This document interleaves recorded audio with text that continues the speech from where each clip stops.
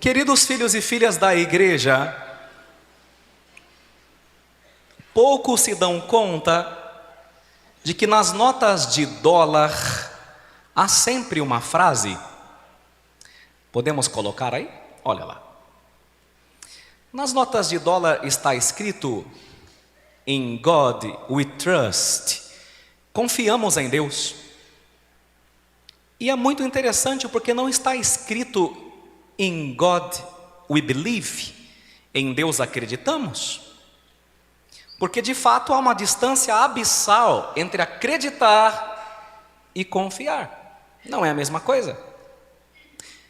Abrão era um nômade que partiu de um país distante e se deslocou durante anos de um lugar para outro como um retirante sem rumo. Na leitura de hoje, Abrão já está bastante idoso e não tem filhos. Sua vida parece ter sido um erro, um fracasso, uma derrota. Certo dia, porém, Abrão recebe uma revelação de Deus, do Senhor, que lhe promete duas coisas com as quais ele sempre sonhou, mas com as quais ele também já havia desistido de sonhar, devido à idade avançada. E quais eram essas duas coisas? Um pedaço de terra, um pedacinho de chão. Toda pessoa deveria ter seu pedacinho de chão, não é verdade? Não ficar implorando, porque Deus deu a terra para todos. Não sei quem foi que inventou que a gente, né, não tem direito se a terra é de todos, né?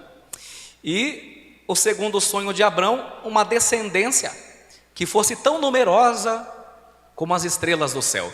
Interessante, Abrão sonhava grande, e isso é bom, viu, gente? José, o príncipe do Egito, foi criticado pelos irmãos porque era um sonhador. Guardem o que eu vou dizer a vocês. Deus ama os sonhadores e trabalha com eles, viu? Deus ama os sonhadores e trabalha com eles. Guarde isso. O problema é que Abrão, coitadinho, até com justificativa, né? Foi parando de sonhar. A Bíblia diz que quando Deus se revela a Abrão, a Bíblia se refere a ele da seguinte maneira. Diga comigo. Abrão acreditou em Deus. Toda a igreja. Abrão acreditou em Deus. Mas o que será que essa palavra, o que a Bíblia quer dizer com Abrão acreditou em Deus? Porque muitos afirmam acreditar em Deus, simplesmente porque estão convencidos de que Ele existe.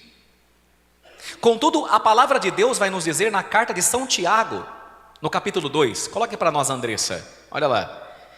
São Tiago vai falar para nós no Novo Testamento: crês que há um só Deus, e fazes bem. Continua vocês. Também os demônios creem e tremem. Vocês se lembram? Domingo passado o demônio leu até a Bíblia, né? Tem católico que não lê, né? Vai vendo, olha o grau. Aí São Tiago vai falar: tem um ser que sabe que Deus existe, é o Satanás, né? Mas será que eles creem do jeito que a gente está falando, né? Aí Tiago diz: assim se cumpriu a escritura que diz: Abraão creu em Deus, e isso lhe foi tido em conta de justiça, e foi chamado amigo de Deus. Vamos explicar um pouco melhor. Quando uma mulher diz: eu acredito no meu marido, certamente ela não está querendo dizer simplesmente: tenho certeza que meu marido existe. Isso é evidente, não é? Tem umas aqui que não acreditam muito, né? As suas palavras, as palavras da mulher, revelam, quando ela diz acredito no meu marido, não que o marido existe, não é verdade? Revela uma confiança sobre a fidelidade do marido. Se ela de fato acreditar em seu marido, ela permanecerá firme nessa sua convicção, mesmo que as aparências sugiram o contrário. Mesmo que as amigas digam: vi seu marido com outra lá na praça de alimentação do shopping. Se ela acredita, ela diz: não, eu conheço o marido que eu tenho. Se ela não acredita, ela vai conferir, é bem capaz, esse sem vergonha. Abrão mantém durante toda a sua vida, como Nossa Senhora, uma confiança sem limites em Deus. E é por isso que Abrão é chamado nosso pai na fé, e é um modelo para todos nós. A fé, queridos filhos, é a chave que move o coração de Deus. O autor da carta aos Hebreus vai nos dizer brilhantemente sobre a fé no capítulo 11, coloca lá, que a gente tem que estudar a Bíblia, viu, gente? Estudar a Bíblia. Sem fé, continua vocês, É impossível agradar a Deus. Pois quem dele se aproxima precisa crer que ele existe. Olha que interessante o primeiro passo. Olha aí. Primeiro, crer que ele existe. Mas isso é bem óbvio, que basta só uma topeira para não saber que Deus existe. Porque basta olhar a perfeição do mundo, tem que ser muito topeira. Mas veja, olha lá, saber que ele existe, óbvio, não é? Romanos capítulo 5 vai dizer para nós, São Paulo, que a gente tem que chegar ao conhecimento de Deus pelas coisas criadas, o mínimo de inteligência. Mas não só saber que ele existe, continua. E que recompensa aqueles que o buscam. Porque pode acontecer de você saber que Deus existe, mas não acreditar que ele é seu amigo. Não acreditar que ele é fiel. Não acreditar que ele cumpre suas promessas. E essa fé de Abraão, ou Abraão, que depois Deus muda o nome dele, Deus responde com uma promessa. Santo Agostinho vai dizer para nós: fé é crer no que não vemos, e a recompensa dessa fé é ver o que cremos. Isso é brilhante. Fé é crer no que não vemos, e a recompensa dessa fé é ver aquilo no que nós acreditamos. E é interessante que depois de Deus ter feito a Abraão a sua promessa do pedacinho de chão, aliás, um pedação, né? Do Egito até o Eufrates, né? E também uma descendência numerosa como as estrelas, Deus sela a promessa fazendo um rito misterioso, que eu chamo de rito emblemático, para sancionar a promessa. Então, como nem todo mundo teve oportunidade de estudar a Bíblia e história e geografia de Israel, vamos explicar. Segundo os costumes dos antigos povos da Mesopotâmia, quando alguém queria estabelecer uma aliança ou fazer uma promessa comprometedora, era realizada uma cerimônia. Como que a cerimônia era feita? Se você prestou atenção na primeira leitura, já deu para sacar. Como que a cerimônia era feita? Pegava um animal e esse animal era esquartejado. Ele era dividido em duas partes. As pessoas envolvidas no juramento de fidelidade passavam entre os pedaços da carne. Então vamos imaginar? Você tem aqui esse tapete vermelho. Vamos fazer uma coisa bem visível, bem plástica, ainda mais de manhã que a turma quer dormir. Então veja, você tem esse tapete vermelho aqui, certo? Então, se eu fosse fazer um pacto, uma aliança com você, eu pegava um boi, uma cabra, né? Vamos imaginar um boi. Aí eu pegava o boi e botava aqui, o que eu fazia com o boi? Serrava o boi no meio, deixava a metade para cá, outra metade para cá, certo? Beta, vem cá me ajudar a fazer a promessa. Venha, Deus Dédete. O nome dela é Deus Dédete, sabiam? Mas a gente chama ela de Beta. Vem, tá aqui mesmo, ó. Então nós vamos selar um pacto. Segura aqui. Então vamos supor, Beta, eu vou ser fiel a você, seu amigo leal, e todos os meus bens eu vou passar no seu nome. Só tenho dívida, filha, mas tudo bem, que seja. Vou passar no... E um jazigo, eu tenho um jazigo também. A única coisa que eu tenho. Glória a Deus, gostei. Muito bem, aí nós vamos selar um pacto. Como que o pacto era selado? A gente botava aqui cabrito, boi, né? Ovelha, serrava no meio, deixava um de cada lado, e nós dois fazemos o quê? Passava no meio. Certo? E por que passava no meio dos animais esquartejados? Sabe por quê? Quando a pessoa passava no meio, Beta, ela falava uma frase. Qual é a frase? Se eu não cumprir a minha parte no pacto, aliás, nós dois, se a gente não cumprir a nossa parte no pacto, que aconteça conosco o que aconteceu com esses bichos, que nós sejamos partidos no meio. Viu como era certo, Beta? Obrigado, Beta, pela sua atuação. Merece o Oscar. Vou fazer um pix para você. Então veja. Agora, Abraão fez tudo isso, sim ou não? Fez. Ele não partiu os animais lá, sim ou não? Estou bem. Ótimo. Só que aconteceu uma coisa diferente. Quem prestou atenção? Está vendo? Veio na missa, presta atenção, hein? O que aconteceu de diferente? Vou ajudar vocês. O Abrão passou no meio? Sim ou não? Não. Quem passou? Bota a foto lá, que eu mandei tirar foto. Olha lá. Estão vendo os animais? Quando deu lá uma noite, né? Caiu a noite. Passou uma tocha fumegante entre os animais. E o Abrão não passou porque o Abraão ficou dormindo. Por que o Abrão ficou dormindo? Sabe por quê? Porque é Deus quem faz acontecer. Vocês não repararam que na transfiguração os discípulos estavam com um profundo sono? Porque é Deus quem opera, é Deus quem faz. Apesar de nossas nulidades, é Deus quem opera. Então veja que coisa interessante, Deus passa no meio, queima tudo, e quando Deus passa no meio, Deus está falando assim: a aliança que eu faço com você é gratuita, não depende de você. A minha fidelidade não depende da tua fidelidade, Abraão. Se você for infiel, eu continuo sendo fiel. Se você romper a sua amizade comigo, eu continuo sendo seu amigo. Se você fugir da minha casa, muitos de vocês ficam fugindo da igreja um tempão, depois volta, graças a Deus. Deus não te castiga, Deus não te pune, Deus te espera. Porque você rompe a amizade com Ele, Ele não rompe a amizade com você. E a coisa mais linda, gente, quando Deus passa no meio desses animais, Deus está falando assim: se eu não cumprir o que eu te prometi, que eu seja partido ao meio. Você entendeu? E ainda bem, né? Porque você promete, eu também, um monte de coisa. A gente não prometeu no batismo? Renuncia, renuncio. Promete renunciar a tudo que te separa do seu irmão? Sim.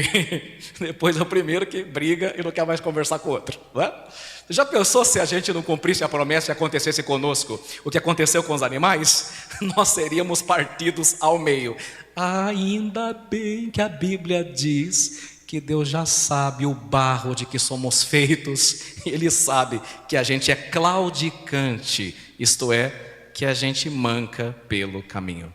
A aliança que Deus faz conosco, filhos, é uma aliança incondicional. Deus será fiel às suas promessas, não obstante as nossas fraquezas, não obstante a nossa infidelidade. E se você duvida, a Bíblia diz, abro aspas: se formos infiéis, Ele porém permanece fiel, vírgula, pois não pode negar-se a si mesmo. Que bonito, né? Mas o que tudo isso tem a ver com o Salmo, com a segunda leitura e com o Evangelho? Vamos lá terminar então. O Evangelho lança a luz sobre essa realidade da fidelidade de Deus, não obstante a nossa infidelidade, as dores e as provas que a gente vai passar. Então, para você entender hoje a transfiguração, pensa comigo. Pensa aí. Imagine só que você vai ao cinema, mas começa a assistir o filme do final para trás. Você perceberá que toda a trama, todas as dores e sofrimentos tinham um sentido, tinham um propósito. Agora de pouco mesmo eu recebi uma de vocês, ali na porta de entrada, antes da missa começar, e compreendo a tua dor. Porque o irmão dessa pessoa, com apenas 50 anos, deixando filhas, faleceu. Não é fácil. O que a gente pode fazer nesse caso? Rezar, oferecer a missa em sufrágio e abraçar a pessoa. Não mais que isso, né? Só que nós não estamos vendo o filme do final para trás. Então o mocinho apanha, não é isso? Comete injustiça, não é isso? E dá vontade de desistir. Mas você não tem o direito de pedir um ingresso de volta se o filme ainda não chegou ao final. Entende? Deus está falando que tudo vai ficar bem. A palavra diz: tudo concorre para o bem daqueles que amam a Deus. É isso que o Senhor está falando para nós. Então, veja que bonito. E é isso que está acontecendo hoje no Evangelho. Jesus mostra a sua glória. E um pouquinho da glória dele, os discípulos já caem por terra. Jesus mostra a glória para dizer assim: vamos ver um pouquinho o final do filme para vocês não desanimarem? Que no final a gente ganha. No final a gente ganha. Graças a Deus. Jesus sabia de tudo que ia sofrer. A cruz, além de cruel, era uma morte vergonhosa, ignominiosa.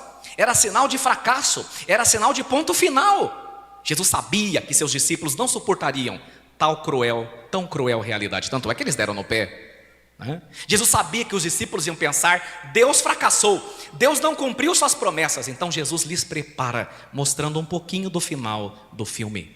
Os discípulos veem Jesus transfigurado, para que quando olhassem desfigurado, não perdessem a fé, não perdessem a esperança. E mesmo diante da dor, acreditassem que Deus é fiel às suas promessas. Essa pessoa que sepultou o irmão me disse, mesmo sem entender: padre, eu creio. É disso que nós estamos falando, filhos e filhas. Quando temos certeza do que vai acontecer no final, o medo do caminho desaparece e a gente aguenta qualquer parada. Compreendemos o longa-metragem de nossa vida. A pergunta que não quer calar hoje é: você acredita em Deus? É capaz de esperar como Abraão, contra toda a esperança, de continuar a crer, a despeito das evidências contrárias? É isso que hoje a palavra está perguntando para nós. E eu termino com um fato curioso e cômico que aconteceu com Charles Blondin. Ele era um famoso equilibrista do século XIX. Isso está registrado nos anais da história. O nosso amigo Charles estendeu um cabo de aço sobre as cataratas do Niágara e atravessou-a diversas vezes pelo cabo, andando sobre um fio, com uma vara de equilíbrio. A multidão assistia maravilhada. Em certo momento, Blondin atravessou, para o delírio da galera, o cabo de aço, empurrando um carrinho de mão de lá de cima, correndo o risco de despencar. A multidão foi ao delírio. Ao voltar com o carrinho, ele perguntou: vocês acreditam que eu consigo atravessar novamente? O povo: claro, você é o melhor. Aí ele perguntou: vocês acreditam que eu consigo atravessar o cabo com alguém dentro do carrinho? O povo: sim. Aí tinha um homem lá embaixo que era o mais animado. Esse é o cara, eu vim aqui só para te ver. Ele chamou tanta atenção do cara que lá de cima ele falou: você quer subir no carrinho? O homem baixou a cabeça. Ficou sem graça e em silêncio. Porque ele acreditava, mas ele não confiava. Entenderam por que eu disse: em Deus nós confiamos ou em Deus nós acreditamos? Em God we trust ou em God we believe?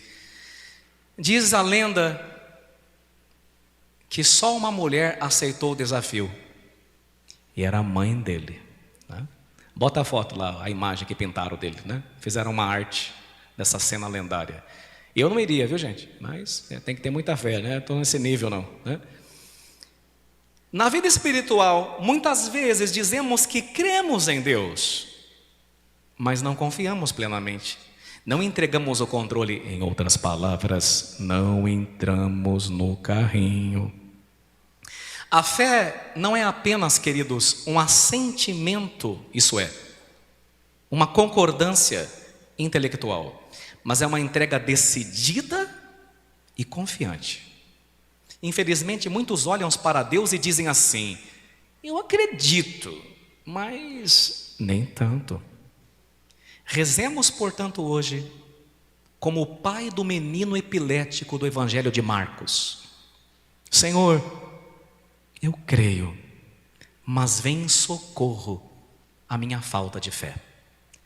Assim seja. Amém.